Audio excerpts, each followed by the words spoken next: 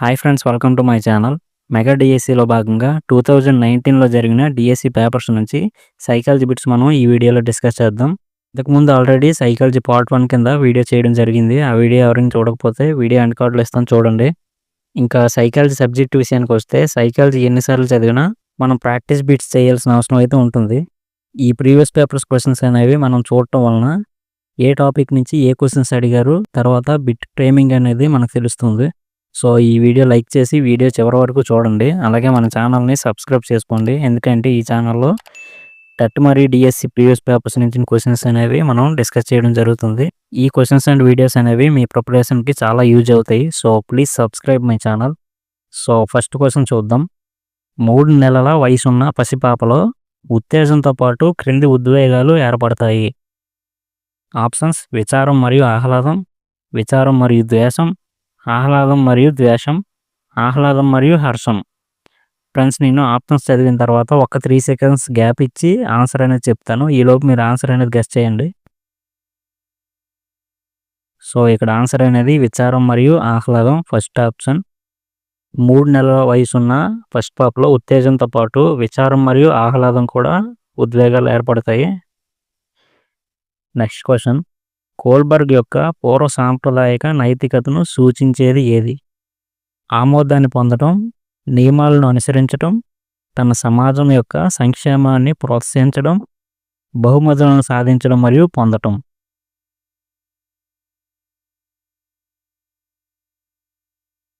So the answer is option 4, బహుమతులను సాధించడం మరియు పొందటం. కోల్బర్గ్ నైతిక వికాసం నుంచి పూర్వ సాంప్రదాయిక నైతిక స్థాయిలో ఇది 2వ దశకు చెందుతుంది. Next question. ఒక ప్రజ్ఞా పరీక్షలో 12 ఏళ్ల వాస్తవిక వయస్సున్న ఒక పిల్లవాని మానసిక వయస్సు 15 సంవత్సరాలు అయినా లెవిస్ టెర్మన్ గణిత సూత్రం ప్రకారం ఈ పిల్లవాని ప్రజ్ఞాలబ్ధి. Option 1 103, option 2 120, option 3 125, option 4 150. The answer is option 3 125. ఇక్కడ ప్రజ్ఞాలబ్ధి సూత్రం ప్రకారం మానసిక వయస్సు 15 శారీరక వయస్సు 12 × 100 చేస్తే ప్రజ్ఞాలబ్ధి అనేది ఇక్కడ 125 అనేది వస్తుంది. సో ఇక్కడ ప్రజ్ఞాలబ్ధి 125 ఉన్న వ్యక్తులందరూ ఉన్నత ప్రజ్ఞావంతుల వర్గానికి చెందినవారు అవుతారు. Next question.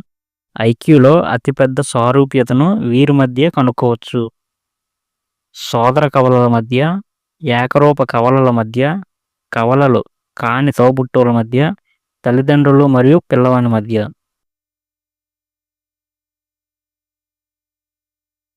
సో ఇక్కడ ఆన్సర్ అనేది ఆప్షన్ 2 ఏకరూప కవలల మధ్య.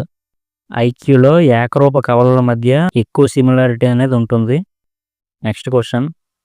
పియాజే సిద్ధాంతం యొక్క విద్యా అనుప్రయుక్తం ఏది? ఆప్షన్ 1 నిర్మాణాత్మకవాదము, ఆప్షన్ 2 కార్యకారణవాదము, ఆప్షన్ 3 నిర్మాణవాదము, ఆప్షన్ 4 ప్రవర్తనావాదం.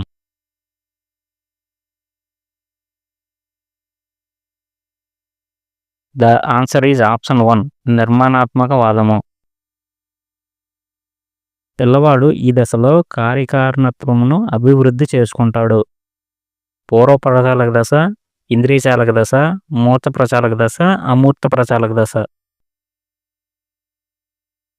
సో ఆన్సర్ అనేది ఇంద్రియచాలక దశ అవుతుంది. పిల్లవాడు ఇంద్రియచాలక దశలో కార్యకారణత్వంను అభివృద్ధి చేసుకుంటాడు. పియాజే ప్రకారం ఇంద్రియచాలక దశ అనేది పుట్టినప్పటి నుంచి 2 సంవత్సరాల వయసు వరకు ఉంటుంది.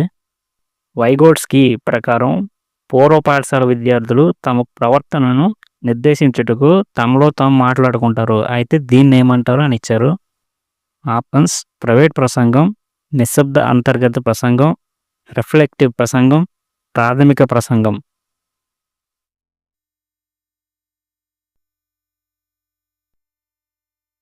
ఆన్సర్ అనేది ప్రైవేట్ ప్రసంగం అవుతుంది. పూర్వ పాఠశాల విద్యార్థులు తమలో తాము మాట్లాడుకోవటాన్ని ప్రైవేట్ ప్రసంగం అంటారు. Next question. ఒక బాలిక ద డాగ్స్ రన్డ్ అవే అని చెప్పింది. అయితే ఆ బాలిక చేసిన భాషా దోషం ఏమిటి? స్థాయికి మించిన సాధారణీకరణ దోషం, పొడి పొడిగా మాట్లాడే దోషం, సాధారణీకరణానికి దిగువ స్థాయి దోషం, వాక్య నిర్మాణ దోషం.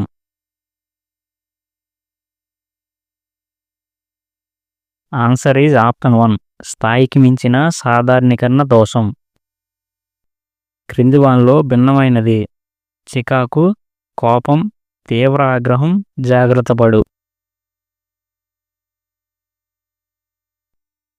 సో ఇక్కడ భిన్నమైనది అడిగారు కాబట్టి ఆప్షన్ 4 జాగ్రత్త పడు అనేది ఆన్సర్ అవుతుంది. ఎందుకంటే చికాకు, కోపం, తీవ్ర ఆగ్రహం అనేవి ఎమోషన్కి సంబంధించినవి. అధికముగా సృజనాత్మకత ఉన్న పిల్లల్లో నిలకడగా ఉండని లక్షణం ఏది? స్వతంత్రత, అధిక స్థాయిలో ప్రేరణ, సమస్య పునర్నిర్మాణముకు ఇష్టపడుట, అత్యంత అధిక ప్రజ్ఞ. ద ఆన్సర్ ఈజ్ ఆప్షన్ 4 అత్యంత అధిక ప్రజ్ఞ. ఎక్కువగా సృజనాత్మకత ఉన్న పిల్లల్లో స్వతంత్రత, అధిక స్థాయిలో ప్రేరణ, సమస్య పునర్నిర్మాణంకి ఇష్టపడట అనేవి లక్షణాలు అనేవి ఉంటాయి. సో ఆప్షన్ 4 అనేది ఇక్కడ ఆన్సర్ అవుతుంది. నెక్స్ట్ క్వశ్చన్, స్మృతి యొక్క 3 విధులు గుర్తించండి. సో ఇక్కడ ఆప్షన్ 1 అనేది ఎన్కోడింగ్, నిలువ చేయుట మరియు విషయాన్ని జ్ఞాపకం తెచ్చుకుంట. ఇవి స్మృతి యొక్క విధులుగా చెప్పచ్చు. సో ఆప్షన్ 1 అనేది రైట్ ఆన్సర్. నెక్స్ట్ క్వశ్చన్, మన పళ్ళు ఏ విధంగా బ్రష్ చేసుకోవాలనే విషయం ఈ స్మృతిలో ఉంటుంది. ప్రకటిత స్మృతి, విధానాత్మక స్మృతి, అవ్యక్త స్మృతి, అర్థ సంబంధ స్మృతి.